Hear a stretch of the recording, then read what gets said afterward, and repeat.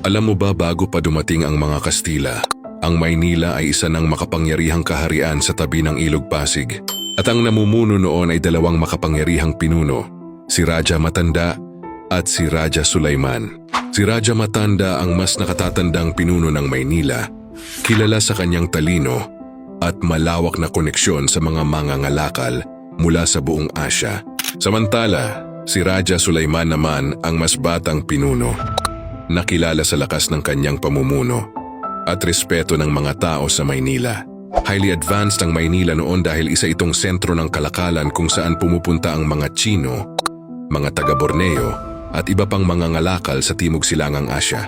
May sarili itong pamahalaan, nakabatay sa Datu system at may malinaw na batas ukol sa kalakalan at pamumuhay.